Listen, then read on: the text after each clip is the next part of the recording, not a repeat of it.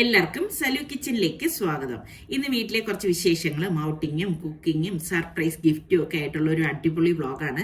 അപ്പൊ കൂട്ടത്തില് ഞാനൊരു കിഡിലൻ റെസിപ്പിയും കാണിക്കുന്നുണ്ട്. അപ്പൊ അതിനു വേണ്ടി വറ്റൽ മുളകുണ്ടല്ലോ, അധികം എരിവില്ലാത്ത മുളക് വേണം നമ്മൾ ഇതിനായിട്ട് എടുക്കാനുള്ളത് കേട്ടോ. അത് പ്രത്യേകം ശ്രദ്ധിച്ചേക്കണം. ഇനി എരിവൊക്കെ ഇഷ്ടമുള്ളവർക്ക് എരിവ് എടുക്കാം. അതൊരു 10-15 മുളക് ഞാനിവിടെ എടുത്തിട്ടുണ്ട്. എന്നിട്ട് ഞാൻ അതൊന്ന് കട്ട് ചെയ്തെടുക്കേനെ കേട്ടോ. പിന്നെ നിങ്ങൾക്ക് അത്ര എരിവാണെന്ന് തോന്നുകയാണെങ്കിൽ അതിന്റെ ആ മുളക് കട്ട് ചെയ്യുമ്പം ആ തരിയില്ലേ അകത്തുള്ളത്, അത് വേണമെങ്കിൽ മാറ്റാം. ഞാൻ മാറ്റിയിട്ടൊന്നുമില്ല. എന്നിട്ട് തിളച്ച വെള്ളം ഒഴിച്ച് കുതിരാനായിട്ട് വെച്ചിട്ടുണ്ട്. പിന്നെ നമുക്ക് ഇതാ ഒരു പാൻ ഞാൻ അടുപ്പത്തേക്ക് വെച്ചിട്ടുണ്ട്. ഇതിലേക്ക് നമുക്ക് മല്ലിയില്ലേ, മുഴുവനെയുള്ള മല്ലി, അതിട്ട് കൊടുക്കാം കേട്ടോ. 2 ടേബിൾ സ്പൂൺ മല്ലി ഞാൻ ഇതിലേക്ക് ചേർത്ത് കൊടുക്കുന്നുണ്ട്. അപ്പൊ ഇത് ഞാൻ പറഞ്ഞില്ലേ വെറൈറ്റി ആയിട്ടുള്ള ഒരു അടിപൊളി ഐറ്റം ആണെന്ന്. പിന്നെ നമുക്ക് വേണ്ടത് 2 ടീസ്പൂൺ പെരിഞ്ജീരകം, അതായത് വലിയ ജീരകമാണ്. അതുപോലെ തന്നെ 1 ടീസ്പൂണോളം ഉലുവ, ഇത്രയും കൂടി നമുക്ക് ഇതിലേക്ക് ഇടാം. പിന്നെ 1 ടീസ്പൂൺ ചെറിയ ജീരകമാണ്, ക്യൂമിൻ സീഡ് കേട്ടോ. എന്നിട്ട് തീ കുറച്ച് വെച്ചിട്ട് നമുക്ക് ഇതൊന്ന് മൂപ്പിച്ചു കൊടുക്കണം. അതായത് നല്ല ഒരു ഗോൾഡൻ കളർ ആവുന്നത് വരെ നമുക്ക് ഇതൊന്ന് ഇളക്കി കൊടുക്കാം. അപ്പൊ ദാ ഇതുപോലെ ഒന്ന് കരിഞ്ഞു പോരുതേ. കരിഞ്ഞു പോയി കഴിഞ്ഞാൽ പിന്നെ ആകെ കുളമായി പോവേ. പിന്നെ ലാസ്റ്റ് നമ്മൾ ഇതിലേക്ക് ദാ ഒരു ടേബിൾ സ്പൂണോളം കസൂരി മേത്തി ഇട്ട് കൊടുക്കുന്നുണ്ട് കേട്ടോ. അതും കൂടി ചേർത്ത് ഒന്ന് നല്ലതുപോലെ ഒന്ന് ഇളക്കി കൊടുക്കണം. ഇളക്കിയ ശേഷം ഇതിനിപ്പം നന്നായിട്ട് നമ്മൾ തണുക്കാനായിട്ട് ഒരു പ്ലേറ്റിലേക്ക് മാറ്റി വെക്കാം. ഈ പാനിൽ തന്നെ വെച്ചിരുന്നാലുള്ള കുഴപ്പം എന്ന് പറഞ്ഞാൽ ആ പാൻ ചൂടായിരിക്കില്ലേ, അപ്പം ഇത് പിന്നെ കളറ് ചേഞ്ച് ആയി കരിഞ്ഞു പോകാൻ സാധ്യതയുണ്ട്. അതുകൊണ്ട് ഞാനൊരു പ്ലേറ്റിലേക്ക് മാറ്റിയിട്ട് ഇതുപോലെ ഒന്ന് പരത്തി കൊടുക്കും. ഇപ്പൊ തന്നെ നല്ല മണം വരുന്നുണ്ട് കേട്ടോ. നന്നായിട്ടൊന്ന് തണുത്ത ശേഷം ഞാൻ മിക്സിയുടെ ജാറിലേക്ക് ഇട്ട് കൊടുക്കാണ് കേട്ടോ. പൊടിക്കുന്ന ജാർ എടുക്കണേ. അതിലേക്ക് നമുക്ക് ഇത് ഇത്രയും ഇട്ട് കൊടുക്കാം. ഇട്ട് കൊടുത്ത ശേഷം പാകത്തിനുള്ള ഉപ്പ് അതും കൂടി ഇതിലേക്ക് ചേർത്തിട്ട് നമുക്ക് ഇതൊന്ന് പൊടിച്ചെടുക്കണം. അപ്പൊ ആദ്യം ഇതുപോലെ പൊടിച്ചെടുക്കണം, എങ്കിലേ ഫൈനായിട്ട് ഇത് നമുക്ക് പൊടി വരത്തുള്ളൂ. അതിനുശേഷം ഒരു 6-7 അല്ലി വെളുത്തുള്ളി ഉണ്ടല്ലോ, അതിട്ട് കൊടുക്കാം. പിന്നെ നമ്മൾ ഈ കുതിർത്ത് വെച്ചിരിക്കുന്ന ആ ഒരു ഇതില്ലേ നമ്മളുടെ മുളക്, അത് നമുക്ക് വെള്ളത്തോടു കൂടി തന്നെ ഞാൻ ഇതിലേക്ക് ചേർത്ത് കൊടുക്കാണ്. പിന്നെ വേണ്ടത് ഓയിലാണ് കേട്ടോ. ഏത് തരം ഓയിൽ വേണമെങ്കിലും നമുക്ക് ഇതിനായിട്ട് എടുക്കാം. വെളിച്ചെണ്ണ വേണ്ട, അല്ലാതെ പിന്നെ നാരങ്ങാ നീരോ അല്ലെങ്കിൽ ലെമൺ എക്സ്ട്രാക്റ്റോ ഇതുപോലെ ഒന്ന് ഒഴിച്ചു കൊടുക്കണം. ഇനി ഇതിലേക്ക് 1 ടേബിൾ സ്പൂൺ തന്തൂരി പൗഡറാണ് ഞാൻ എടുത്തിരിക്കുന്നത്. എന്നിട്ട് നമുക്ക് ഒന്ന് അരച്ചു കൊടുക്കാം. വെള്ളം ഒന്നും ചേർക്കേണ്ട ആവശ്യമില്ല. അപ്പോൾ ദാ ഈ ഒരു പരുവത്തിൽ നമുക്ക് അരഞ്ഞു കിട്ടും. ലാസ്റ്റാണ് നമ്മൾ ഇതിലേക്ക് കുറച്ച്, അതായത് 1 ടീസ്പൂണ് മഞ്ഞപ്പൊടിയും 1 ടീസ്പൂൺ കാശ്മീരി ചില്ലി, കളറിന് വേണ്ടിയിട്ടാണ് ഞാൻ കാശ്മീരി ചില്ലിയിലേക്ക് ചേർത്തത് കേട്ടോ. അതും കൂടി ചേർത്ത് ഒന്ന് അടിച്ചെടുക്കാം. അപ്പൊ ഞാൻ ഇപ്പൊ നല്ല ഒരു കളർ വന്നില്ലേ. അപ്പൊ ഞാൻ എടുത്ത മുളകിന് അത്ര കളറിലായിരുന്നു. ഇതിപ്പോ നല്ലൊരു കളറിൽ വന്നിട്ടുണ്ട്. അപ്പൊ കഴുകി വൃത്തിയാക്കി എടുത്തു വെച്ചിരിക്കുന്ന ചിക്കനാണ്. നമ്മൾ പൊരിക്കാൻ എടുക്കുന്ന ആ ഒരു സൈസിലാണ് എടുത്തിരിക്കുന്നത് കേട്ടോ, ഫ്രൈക്കുള്ള.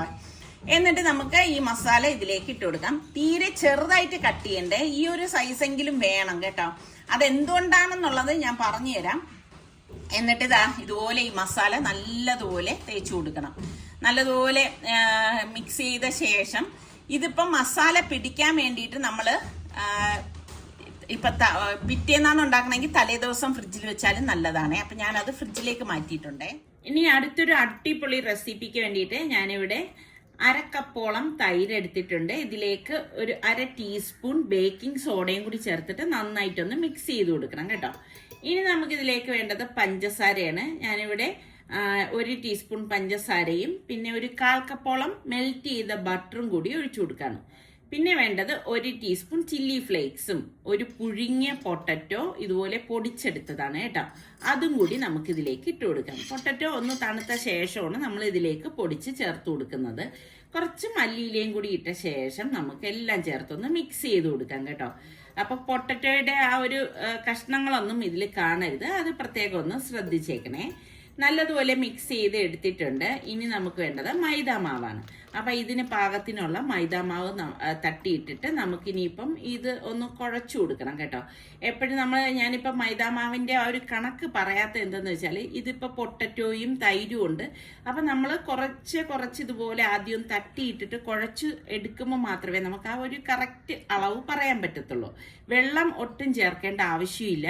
ഈ ഇതിൽ തന്നെ നമുക്ക് കുഴച്ചെടുക്കാനായിട്ട് പറ്റും. പിന്നെ ഇടയ്ക്ക് കൈ ഒന്ന് ബട്ടറിൽ കൈ ഒന്ന് തേച്ച ശേഷം ഇതുപോലെ കുഴച്ചു കൊടുത്താൽ മതി. നമ്മൾ ആ ബട്ടർ എടുത്ത ബൗളിലേക്ക് ഒന്ന് കൈ ഒന്ന് തടവിയിട്ട് ചെയ്താൽ മതി. നല്ലതുപോലെ കുഴച്ചെടുത്തിട്ട് നമുക്കിനി ഇത് റെസ്റ്റ് ചെയ്യാനായിട്ട് വെക്കാം. 1 മണിക്കൂറെങ്കിലും റെസ്റ്റ് ചെയ്യുന്നത് നല്ലതാണ്.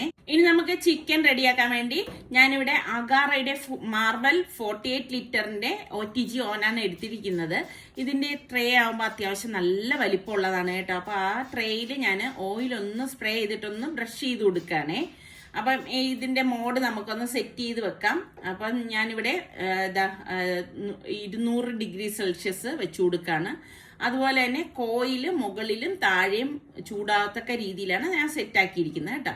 പിന്നെ നമുക്കൊരു 5 മിനിറ്റ് ഇതൊന്ന് പ്രീ ഹീറ്റ് ചെയ്ത് എടുക്കണം. അപ്പോൾ അതിൽ ലൈറ്റ് കാണിക്കുന്നുണ്ട്. അപ്പം നമുക്കിതാ ഇതിപ്പോൾ പ്രീ ഹീറ്റ് ആയിക്കൊണ്ടിരിക്കുകയാണേ. അപ്പം നമുക്കിതുപോലെ ഒന്ന് ബ്രഷ് കൊണ്ടൊന്ന് ബ്രഷ് ചെയ്ത് കൊടുത്താൽ മാത്രം മതി. ഓയിൽ എല്ലാ സ്ഥലത്തേക്കും വന്നിട്ടുണ്ടാവും. അപ്പം എന്താ കണ്ട, അത്യാവശ്യം നല്ല വലിപ്പമുള്ള ട്രേ ആണ് കേട്ടോ. നല്ല ഒരു OTG ഓവനാണിത്. ഞാൻ ഇതിനു മുൻപും ഓരോന്നൊക്കെ ഉണ്ടാക്കണത് കാണിച്ചിട്ടുള്ളതാണ്. അപ്പോൾ ഇതാ നമ്മളുടെ മാരിനേറ്റ് ചെയ്ത ചിക്കൻ ഞാൻ ഇതിലേക്ക് ഒന്ന് അറേഞ്ച് ചെയ്ത് വെച്ച് കൊടുക്കുകയാണ് കേട്ടോ. ഈ ഒരു രീതിയിൽ വേണം ഞാനിത് ഫുള്ളായിട്ട് അറേഞ്ച് ചെയ്ത് വെച്ച് കൊടുക്കുന്നത്. കണ്ടോ, ഇത്രയും ചിക്കൻ പീസസ് നമുക്ക് ഈ ഒരു ട്രേയിൽ വയ്ക്കാനായിട്ട് പറ്റിയിട്ടുണ്ട്. അപ്പോൾ ഈ സമയം കൊണ്ടാണ് നമ്മുടെ ഓവൻ പ്രീ ഹീറ്റ് ആയിട്ടുണ്ട്. അപ്പോൾ ഇത് തീരെ ഡ്രൈ ആവാതിരിക്കാൻ വേണ്ടിയിട്ട് ഞാൻ ഈ ചിക്കൻ്റെ പുറത്തും കുറച്ച് ഓയിൽ നമുക്കൊന്ന് സ്പ്രേ ചെയ്ത് കൊടുക്കാം. ഈ ഒരു രീതിയിൽ സ്പ്രേ ചെയ്ത് കൊടുത്താൽ മതി. ഒരുപാട് അങ്ങ് സ്പ്രേ ചെയ്യണം എന്നില്ല. ഓൾറെഡി നമ്മൾ മിക്സ് ചെയ്തതിലൊക്കെ ഉള്ളതാണല്ലോ.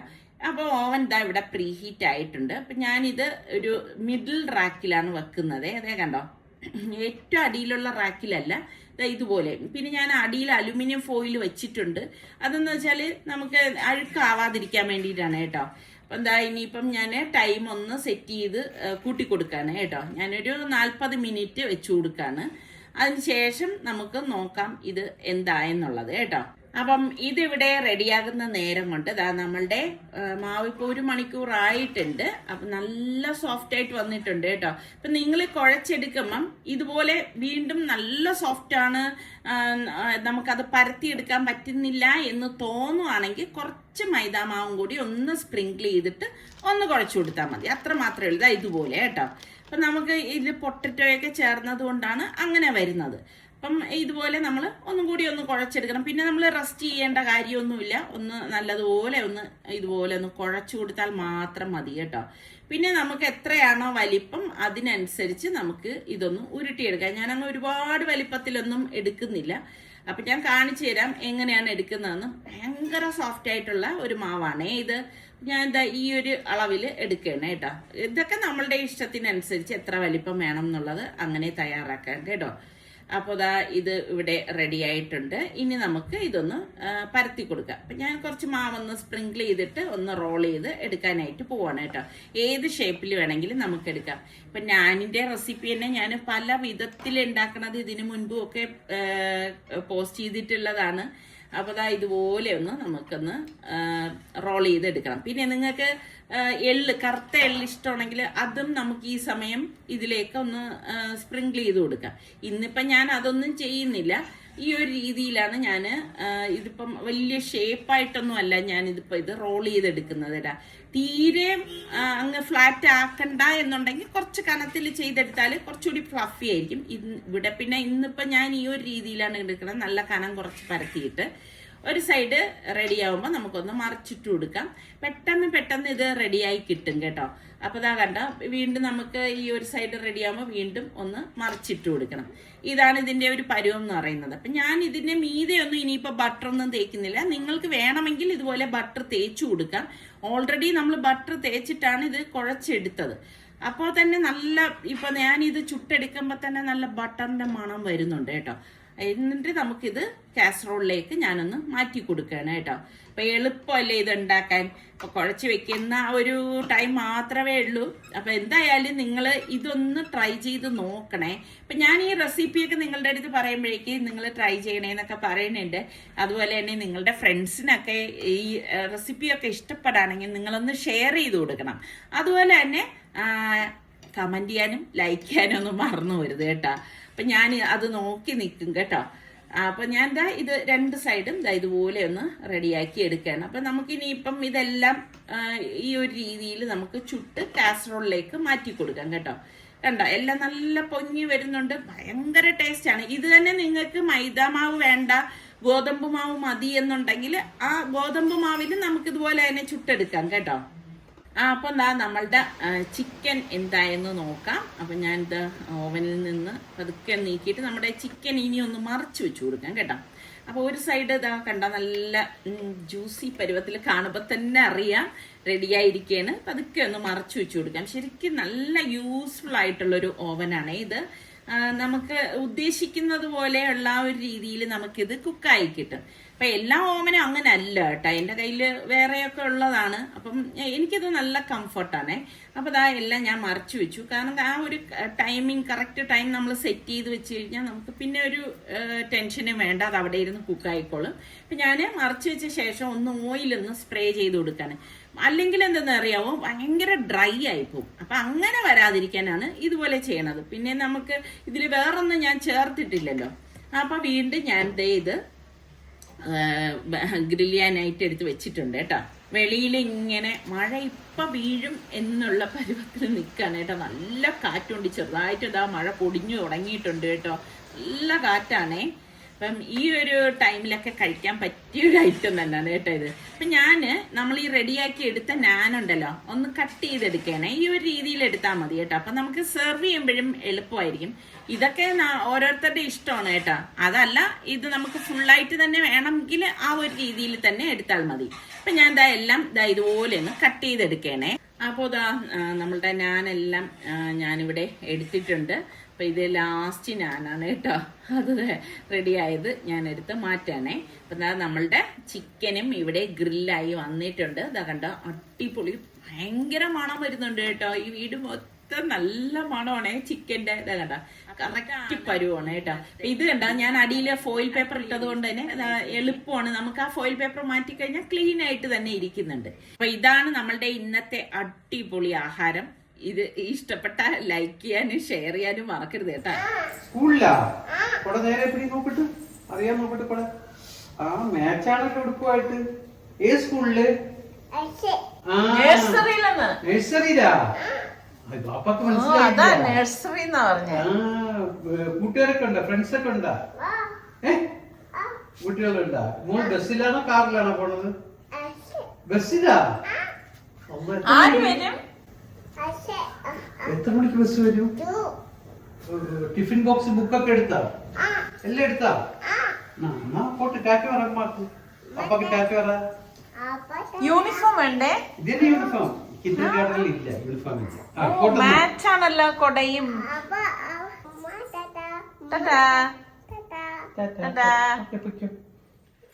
അങ്ങനെ ഓപ്പറേഷൻ ഡോക്ടർ എത്തിയിട്ടുണ്ട്. സനക്കുട്ടി എപ്പോഴേ നിക്കുന്നെന്ന് അറിയാവോ ചക്ക മുറിക്കാൻ? അക്ക സനക്കുട്ടി പാപ്പ എന്ത് ചെയ്യാ? അക്കേ ചക്ക ഇങ്ങനെ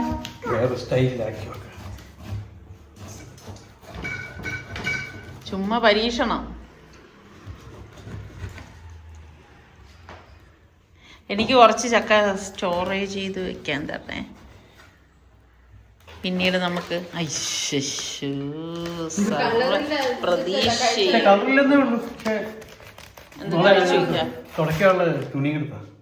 കഴിച്ചു വയ്ക്കാം. കളറില്ലാന്ന് കണ്ടിട്ട് എനിക്ക് തോന്നുന്ന സുഖമുണ്ടോ? കളറില്ലാത്തതിന് എങ്ങനെ നോക്കിട്ട് പറയും മോളെ. എങ്ങനെയുണ്ട്? നല്ല മധുരം ഉണ്ടോ മോളെ?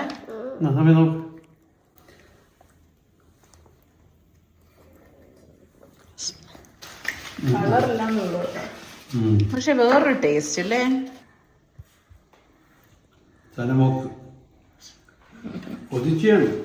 ചക്ക കൊതിച്ചി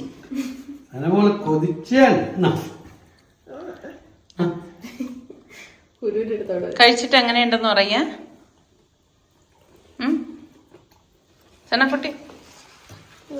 സൂപ്പറാണോ? സനക്കുട്ടിയുടെ കയ്യിൽ ഈച്ച ഒന്ന് നിൽക്കുന്നു. ഫിലിപ്പീനിലൊക്കെ ഉണ്ടായിരുന്നപ്പോഴേ നമ്മുടെ ചക്ക കുടിക്കുന്നതിന് ഒരു പ്രത്യേക ഒരു പിച്ചാത്തി ഉണ്ട്. അത് നടുക്കുന്ന ഇങ്ങനെ ചുവട്ടി ചുവട്ടി കളഞ്ഞിട്ട്. എനിക്കറിയാം, ഞാൻ ഇതിലൊക്കെ കണ്ടിട്ടുണ്ട്. ഇങ്ങനെ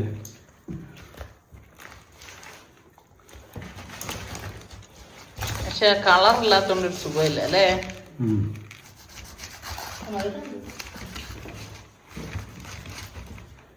ആക്കിയിട്ട് സ്റ്റൂൾ കൊണ്ടുവരണം. ഇത് നടുക്ക് എന്തെങ്കിലും ഒരു പൊക്കമുള്ള സാധനം വെക്കും. ഇങ്ങനെ എടുത്തിട്ട് ഇങ്ങനെ ഉണ്ടോ? കൊള്ളാം, അടിപൊളി. ഇതിന് ഇളക്കാൻ എളുപ്പം. നമുക്ക് കിട്ടൂല മോളെ. ഒരു ഗുണം ഉണ്ടാവും. വലുതാകുമ്പോ ഇപ്പോഴത്തെ പിള്ളേർക്കൊന്നും ചക്ക മുറിക്കലും ഒന്നും അറിഞ്ഞൂടെ. സനങ്ങള് മുറിക്കാന്ന് പറഞ്ഞിട്ടുണ്ടാ? എല്ലാം പഠിക്കും. ബിസ്മില്ലാ. സനക്കുട്ടിയെ പാവ ഈച്ചത അവളുടെ തലയിലൊക്കെ വന്ന് നിൽക്കുക.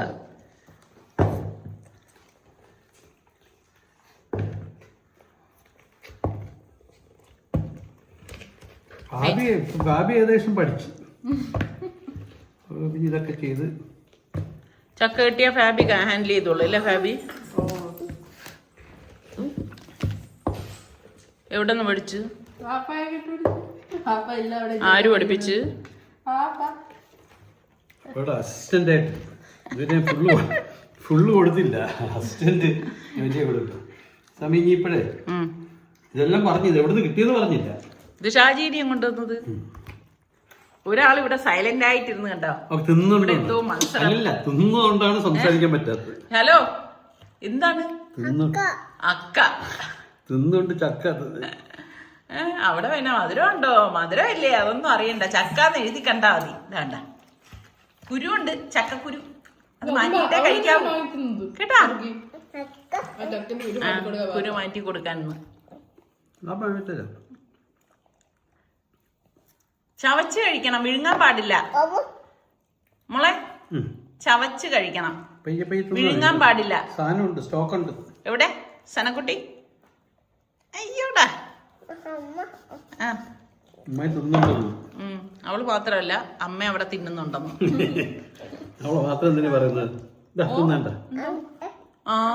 കഴിക്കട്ടെ.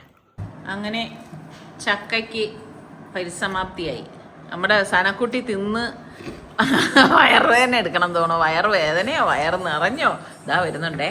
സനക്കുട്ടി ഇങ്ങ് വന്നേ, വാവ ഇങ്ങ് വന്നേ. വേണ്ടാന്ന് ചക്ക വേണോന്ന് ചോദിച്ചപ്പോ വേണ്ടാന്ന്. മതിയായി പാവം. ചക്ക വേണോടാ?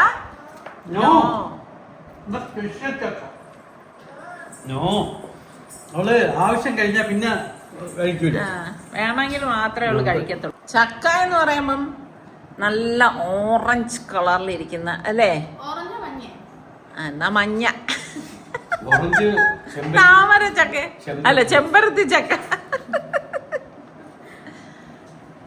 ഇതൊരു സുഖമില്ല. അത് ശരി തന്നെയാണ്. മഴ വരണമെങ്കിൽ മാറ്റാം. അവൾക്ക് ഇങ്ങനെ ഇരിക്കുമ്പോ വാപ്പ അടുത്ത് വേണം അല്ലേ? വാപ്പാ ഇന്ന് നല്ല വെയില് കണ്ടോണ്ട് മുളക് മുകളിലിട്ടേ. ഇപ്പൊ കോള് കണ്ടോ? സനക്കുട്ടി എന്താണ്? ആഹാ, സനക്കുട്ടിക്ക് ഉറക്കം വരുന്നുണ്ടോ ചക്ക കഴിച്ചപ്പം? ആണോ? വയറ് നിറഞ്ഞോ? ആണോ? അപ്പൊ ഇനി ചോറ് കഴിക്കാൻ പറ്റില്ല? ഇല്ല, നോ നോ. സനക്കുട്ടി അങ്ങനെ ഇതൊക്കെ കഴിഞ്ഞപ്പോഴേക്കും നിസാർക്കൊക്കെ 1-2 ആവശ്യമുണ്ട്, പുറത്തു പോകുന്നുണ്ട്. അപ്പൊ ഞങ്ങളുടെ അടുത്ത് വരുന്നോന്ന് ചോദിച്ചു കേട്ടോ. പിന്നെ ഒട്ടും താമസിച്ചില്ല, ഞങ്ങളും ഒരുങ്ങി അങ്ങ് ഇറങ്ങി. കാരണം ഇപ്പം ഈ മഴയും അങ്ങനെയൊക്കെ ഉള്ള ക്ലൈമറ്റ് ആയതുകൊണ്ട് ഞങ്ങൾ അങ്ങനെ പുറത്തൊന്നും ഇറങ്ങലുണ്ടായിരുന്നില്ല. പിന്നെ എനിക്കാണെങ്കിൽ വീട്ടിലത്തേക്ക് വേണ്ടിയിട്ട് കുറച്ച് സാധനങ്ങൾ വാങ്ങിക്കാനും ഉണ്ടായിരുന്നു. പിന്നെ ഇപ്പോഴാണെങ്കിൽ ഈ മഴയുള്ളൊക്കെ ഉള്ളത് കൊണ്ട് ഞാൻ അങ്ങനെ വെളിയിൽ ഇറങ്ങലില്ല എന്ന് പറഞ്ഞില്ല. അത് കാരണം സാധനം വാങ്ങിക്കലും നടന്നിട്ടുണ്ടായിരുന്നില്ല. ഇന്നിപ്പോൾ എന്തായാലും ഒരു പുറത്തു പോക്കും ആയി, എന്നാൽ സാധനങ്ങൾ വാങ്ങിക്കാമെന്ന് വിചാരിച്ചു. ഇപ്പോഴത്തെ ക്ലൈമറ്റ് ഉണ്ടോ, ഞാനാണെങ്കിൽ മുളക് വാങ്ങി വെച്ചിട്ട് അത് ഇതുവരെ എനിക്ക് നേരാവണ്ണം ഉണക്കാനും കഴിഞ്ഞിട്ടില്ല എന്നുള്ളതാണ് വാസ്തവം കേട്ടോ. എപ്പോഴാണ് മഴ വരുന്നതെന്ന് പറയാൻ പറ്റത്തില്ല. എങ്ങോട്ടേക്ക് പോവാ? ഈ വൈകുന്നേരം ഈ കൂളിംഗ് ഗ്ലാസ് എന്തിനാ? കയ്യിൽ എന്താ ഇരിക്കുന്നേ? ക്യാമറയാണോ? ഹലോ ഹലോ ആണോ? ഹലോ എന്തിനെടുത്തതാ? അങ്ങനെ നമ്മള് എല്ലാ ജോലികളും കഴിഞ്ഞു വന്നപ്പം രാത്രിയായി കേട്ടോ. അപ്പം നിസാറിക്ക പറഞ്ഞു എനിക്ക് പിന്നെ ഒരു കാര്യം ചെയ്യാം, ഇന്ന് നമുക്ക് പുറത്തുനിന്ന് ഭക്ഷണം കഴിക്കാന്ന് പറഞ്ഞു കേട്ടോ. അപ്പൊ പിന്നെ അത് തന്നെ ഞങ്ങൾക്ക് ഒരു സന്തോഷം. അങ്ങനെ ഇപ്പൊ സനക്കുട്ടിയും കൊണ്ട് ഞങ്ങൾ വെളിയിൽ വന്നതാണേ. അവൾക്കാണെങ്കിൽ ആകെ ടയർഡായിട്ട് വിശന്നിരിക്കുന്നുണ്ടായിരുന്നു കേട്ടോ. പാവം. ഫ്രഞ്ച് ഫ്രൈസ് താങ്ക് യു പറഞ്ഞു. Thank you. അത് വേണ്ട, അത് വേണ്ട, കഴിച്ചൂടാ, അതിലില്ല. കഴിച്ചോ? താങ്ക് യു പറ. Thank you. Thank you. Thank you. Thank U.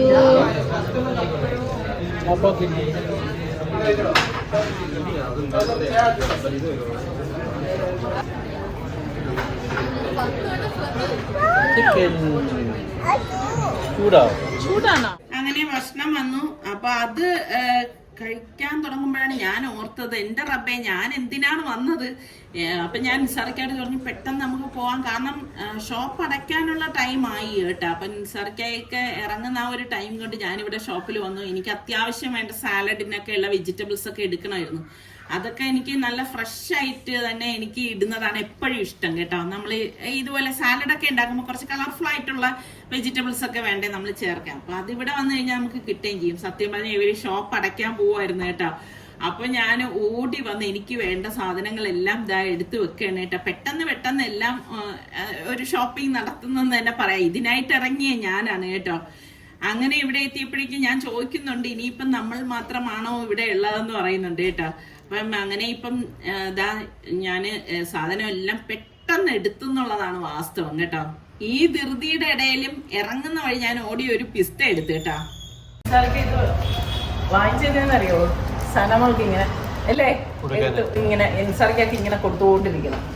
അങ്ങനെ കട അടയ്ക്കാനുള്ള ടൈം ആയതുകൊണ്ട് തന്നെ ഫാബിയും സനക്കുട്ടിയും ഇറങ്ങി വന്നിട്ടുണ്ടായിരുന്നില്ല കേട്ടോ. അപ്പൊ ഈ സാധനങ്ങളെല്ലാം ഞാൻ പെട്ടെന്ന് കാറിലേക്ക് എടുത്തു വെക്കാണ്. എന്തായാലും ധൃതി കൂട്ടി വന്നെങ്കിലും അത്യാവശ്യം വേണ്ട സാധനങ്ങളെല്ലാം എനിക്ക് കിട്ടിയിട്ടുണ്ടായിരുന്നു കേട്ടോ.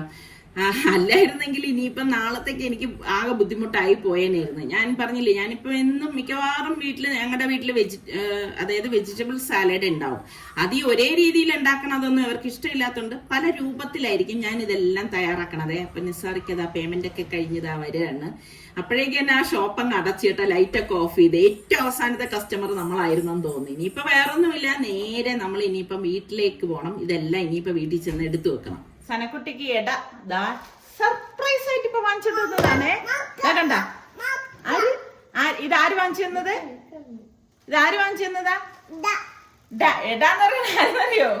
ഉമ്മായാണ് എടാന്ന് വിളിക്കുന്നത് കേട്ടാ. അതിങ്ങനെ ചെറുപ്പത്തിലെ എടാന്ന് വിളിച്ച് ഇപ്പം എടാന്ന് വിളിക്കണത് ഉമ്മയെ എടാന്നാ വിളിക്കണത്. ഉമ്മ വാങ്ങിച്ചോണ്ട് വന്ന് കൊടുത്തതാണ് സനക്കുട്ടിക്ക് അല്ലേ? ആ എന്തിനാ ഇതിപ്പം എടാന്ന് എനിക്ക് വാങ്ങി തന്നത്?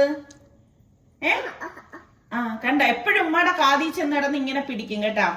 അപ്പൊ അതാ ഉമ്മ സനക്കുട്ടിക്ക് വാങ്ങിച്ചോണ്ട് വന്നതാണ്. ഇഷ്ടപ്പെട്ട എല്ലാവർക്കും? കൊള്ളാം, അടിപൊളി. പിന്നെ ഇപ്പൊ സ്വർണത്തിനൊക്കെ വില കുറവായതുകൊണ്ട് അല്ലേ സനക്കുട്ടി? ഇനി ഇടാനായിട്ട് കൊടുക്കണമെന്ന് പറയും. ഇടാക്കി കണ്ടുണ്ടാ, ഞാൻ ഇട്ടുതരാം. ഓക്കെ.